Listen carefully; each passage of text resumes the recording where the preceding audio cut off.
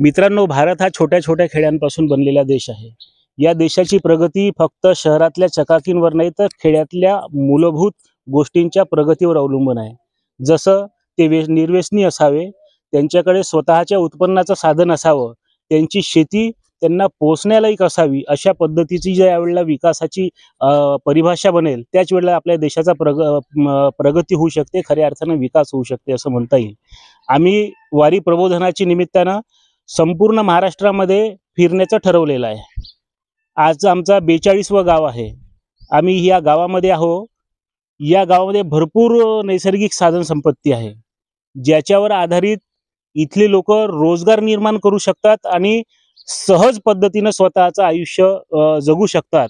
परंतु त्या उपाययोजनासुद्धा शासनाने केलेल्या असेल, यांच्यापर्यंत त्या पोहोचल्या नाही. आमच्यासोबत नरेंद्र भाऊ जीवतोडे 42ही गावांमध्ये आमच्यासोबत आलेले आहेत. मी नरेंद्र भाऊंना विचारतो की भाऊ, तुम्हाला काय वाटते की शासनाने योजना बनवण्यात कमी पडले शासन, की त्या योजना यांच्यापर्यंत पोहोचल्या नाही, आपले नेते किंवा मीडिएटर कमी पडले त्यांच्यापर्यंत ह्या योजना पोहोचवून देण्यासाठी? तुम्हाला काय वाटते? वंदनीय महाराजांनी जे ग्रामगीता नावाचा ग्रंथ लिहिला, तो खेड्यातील शेतकऱ्याला तो अर्पण केलेला आहे. आणि वंदनीय महाराजांचा जो उद्देश होता की हा कृषीप्रधान देश आहे, हा सुखी संपन्न व्हावा, ह्या दृष्टिकोनातून ग्रामनाथाला, शेतकऱ्याला ग्रामगीता अर्पण केलेली आहे.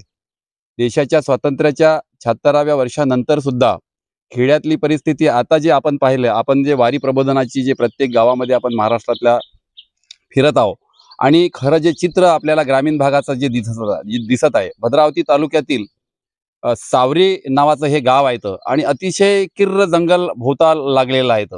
फार थोडी जमीन शेतीची शिल्लक राहिलेली आहे ती. आणि रोज ह्या गावांमध्ये वाघाचं वास्तव्य आपण पाहिलं. आता आपण लोकांच्या तोंडातून ते ऐकलं सुद्धा. खऱ्या अर्थानं जो विकास खेड्यांचा व्हायला पाहिजे होता, तो आपल्याला झालेला दिसत नाही. आणि म्हणून खऱ्या अर्थानं जे साधन संपत्ती ज्या ज्या गावामध्ये जे उपलब्ध आहे, जंगलातली साधन संपत्ती खूप इथं उपलब्ध आहेत, त्याच्यावरती उद्योग उभारण्याचं काम शासनाच्या वतीनं व्हायला पाहिजे. आणि त्या दृष्टिकोनातून जे सज्जन शक्ती आहे ते गावामध्ये आता शिल्लक राहिलेली दिसत नाही. ज्यांच्याकडे थोडा बहुत पैसा आलेला तो सर्वच्या सर्व वर्ग शहरामध्ये गेलेला आहे. आणि म्हणून आपल्याला जे गुरुदेव सिंहमडाचे जे काही खऱ्या अर्थानं पाईक आहे, त्यांच्या माध्यमातून जर गावागावामध्ये आता आपण सामुदायिक प्रार्थनेची इथे सुरुवात केली, मुहूर्तमेळ रोवली, आणि तिथे खऱ्या अर्थानं जे गावाच्या विकासाचा केंद्रबिंदू ह्या गुरुदेव सिंहमडाच्या कार्यकर्त्यांना मानून त्यांच्या माध्यमातून जर ह्या गावाच्या विकासाचा जर प्रयत्न शासनाने जर केला, तर खऱ्या अर्थानं ह्या गावाचा विकास होतील. किंबहुना वंदनीय महाराजांच्या कल्पनेतलं गाव घडतील, आदर्श गाव घडतील. नक्कीच नरेंद्र भाऊ, आपण जो या ठिकाणी गावागावांमध्ये फिरत आहोत, उत्साहही लोकांमध्ये त्या पद्धतीचाच आहे. परंतु मी जे प्रश्न विचारला की शासनाने योजना कमी बनवल्या की त्या योजना यांच्यापर्यंत पोहोचवण्यासाठी आपण कुठं कमी पडलो? खऱ्या अर्थानं शासन आणि प्रशासन ह्या विकासाच्या दोन बाजू आहे.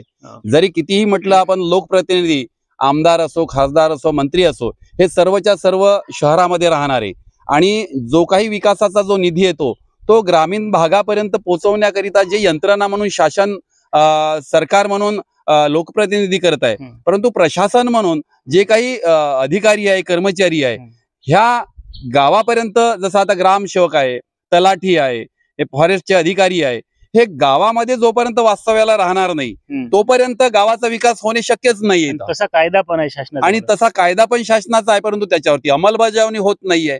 त्यामुळे कोणी ग्रामसेवक येते, नाही येते, किती दिवस येते, किंवा त्या शासनाच्या जसं आता आपण आता पाहत आहोत की शासनाने मदत पीक विम्याची जाहीर केलेली आहे, शासनाने सोयाबीन आणि कापसासाठी मदत जाहीर केलेली आहे, परंतु त्या मदतीचा उपयोग ह्या गावात राहणाऱ्या माणसांना होत आहे का? तर रियालिटी आपण तपासल्यानंतर असं लक्षात आलं का 50% लोकांपर्यंत ते मदतच पोहोचलेली नाहीये. बरोबर. तर मग हे मदत पोहोचवणार कोण? त्यांचं दुःख दैन्य ऐकून घेणार कोण? तर हे खऱ्या अर्थानं शासन आणि प्रशासन मिळून आणि सामाजिक क्षेत्रामध्ये काम करणारी मंडळी मिळून जर लोकांना जर न्याय देण्याचा प्रयत्न केला तर खऱ्या अर्थाने ह्या भारताचा विकास होईल, ग्रामीण भागाचा विकास होईल. बिलकुल. अगदी नरेंद्र भाऊ, तुम्ही जे बोलले ते एकदम नस पकडलेली आहे मला असं वाटते.